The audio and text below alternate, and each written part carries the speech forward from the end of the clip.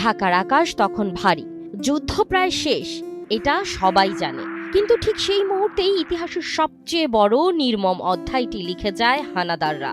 15ই December 1971, বিজয়ের ঠিক আগের দিন, শোক আর ষড়যন্ত্রে মোড়া এক রক্তাক্ত দিন।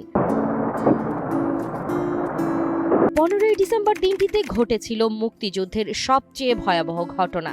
পাকিস্তানি সেনাদের প্রত্যক্ষ নির্দেশনায় আলবদর ও আল শামস বাহিনীর সদস্যরা ছায়ার মতো ছড়িয়ে পড়ে ঢাকা ও আশপাশের এলাকায়। শিক্ষক, অধ্যাপক, চিকিৎসক, সাংবাদিক, লেখক, প্রকৌশলী, জাতির মেধাবী সন্তানদের বাড়ি থেকে ধরে নিয়ে যাওয়া হয়। চোখ বেঁধে হাত বাঁধা অবস্থায় হত্যা করা হয় রায়ের বাজার, মিরপুর, মোহাম্মদপুর সহ বিভিন্ন স্থানে। তবে 1971 সালের 15ই ডিসেম্বরে দেশীয় ও আন্তর্জাতিক সংবাদ মাধ্যমে শিরোনামে সেদিন একটাই বার্তা: পাকিস্তান সামরিকভাবে পরাজিত। ঢাকাকে চারদিক থেকে ঘিরে ফেলেছে মুক্তিবাহিনী ও মিত্রবাহিনী।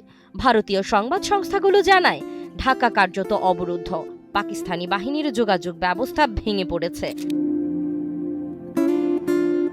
ঢাকার রাস্তায় রাস্তায় চাপা উত্তেজনা, ঘরে ঘরে ফিসফাস।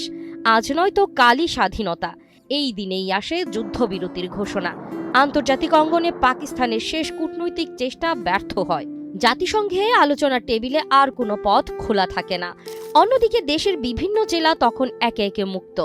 লাল সবুজ পতাকা উঠছে গ্রামে শহরে। স্বাধীন বাংলা বেতার কেন্দ্র থেকে ভেসে আসে বিজয়ের গান। 15ই ডিসেম্বর তাই দ্বিমুখী ইতিহাসের দিন। একদিকে বিজয়ের শেষ গণনা, অন্যদিকে শহীদের রক্তে লেখা গভীর শোক।